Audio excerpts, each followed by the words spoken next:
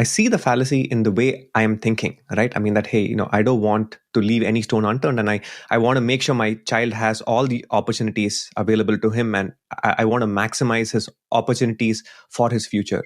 I see the fallacy with that point of thinking, because if I keep thinking about his future right from when he is like 2.5 years old, then at the end of it, I will end up with a teenager. Probably he's stressed out, he suffers from anxiety and depression. He wouldn't have enjoyed his childhood. And at the end of it, my sole focus would be to make sure that he can earn enough money. So that's what it doesn't matter if it's a doctor or whatever it is, but at the root of it, I want to make sure he can earn enough money, right? So if that's my sole focus, then I'm not thinking about raising a compassionate and responsible adult. And instead of it, I mean, I've given him all these skills to earn money, but if you look at his personality, probably he's going to be a complete asshole, really. So I got to keep that in mind as I raise him. That it not only his, I mean, it's not just his future that is at stake here. Right? It's more about, am I raising an adult who is like responsible and compassionate generally, who knows the world around him, who's sort of kind and things like that. So, what you are saying is you are more focused on creating a balanced citizen of the world who is compassionate, kind to others, loves doing the kind of work that he wants to pursue. It could be anything, but he has to love working. I think that's an important part of everybody's life. You have to have a profession, you have to enjoy doing it. And part of the success comes from the fact that you like what you do. Because if you don't like what you do, there is no way you're going to be successful at it. You have to like what you do, right? Yeah. As a parent, it is useful to encourage a child to seek out what it is that they actually enjoy. Yeah. That is one perspective on parenting. I'm not saying one is correct over the other. But here, let me ask you this. What do you think parents should do apart from schooling to raise a compassionate and well rounded individual? Yeah. When I see my friends who have slightly older kids, right?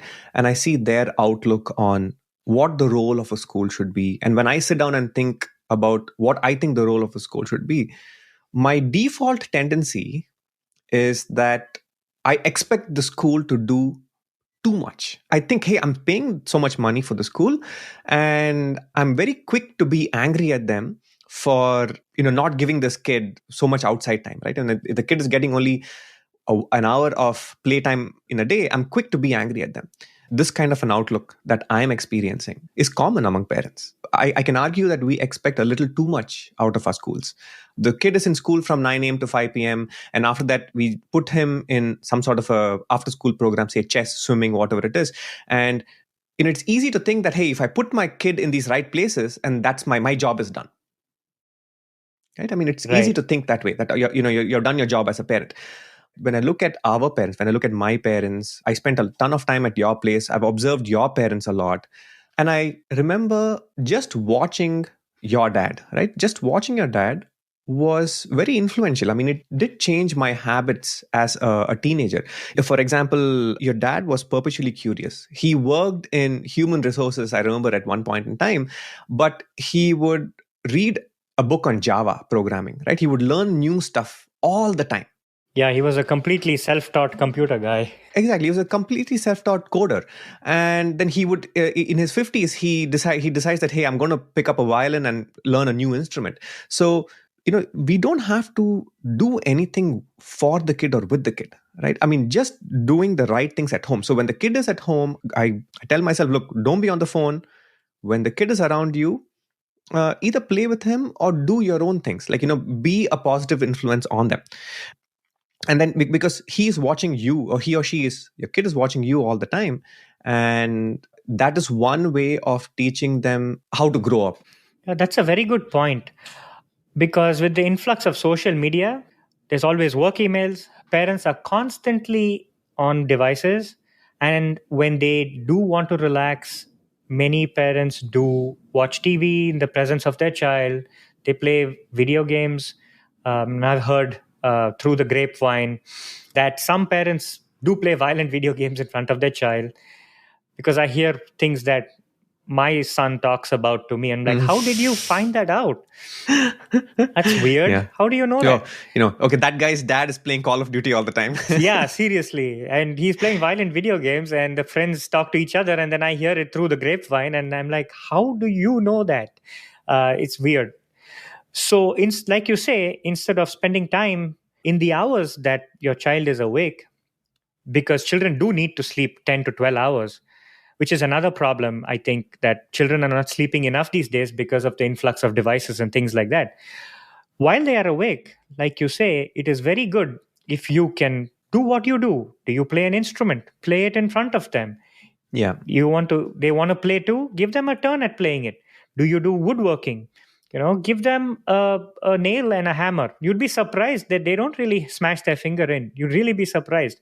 They do a very good job putting nails in wood, and my kids do this all the time, and they actually develop hand control. I think gardening is another great way of teaching compassion, because you have to care for a plant. It gives you food. You know where food comes from, right? Right. Not from the grocery store. You grow it, you eat it. There's a certain satisfaction to that. Taking care of pets, it teaches you compassion. So there are things that you can do and teach younger children how to become compassionate individuals. That is entirely out of academics. And this is all an essential part of their childhood and their life. And not to mention doing chores. I make the kids fold their own laundry, because they have to put away their laundry. They have to keep their environment clean. Because when they grow up, they are going to have to do this. They are going to have to keep their own place clean. And this is something they have to be instilled from a very young age, regardless of their education. So, in my opinion, and I think this is what you are saying too, that there are other things one can do to make a well rounded individual in a child, apart from education and extracurricular activities, right? Yeah. Yeah. Just being the person you want them to be. That's a very good way to put it. From this discussion, right, one of my takeaways is that, whatever I do for my kid, like these programs I put him into, or, whatever it is, I shouldn't keep thinking of it as I'm doing something for his future. If I put him in an after school program, I shouldn't keep thinking of things as opportunities for the future and planning for the future. A part of me should also keep thinking about what can I do to enrich his time right now, and not keep thinking of securing his future. We as parents, and being in this hyper competitive world, in some ways we've been trained to think this way. We've been trained to purposely keep planning for the future. I guess it's part of being human, I think, but it's like we overly do it, and are rarely, like, we ourselves don't live in the present, and we are training our kids and not letting them live in the present as well. Yeah, that's a very interesting thing. That's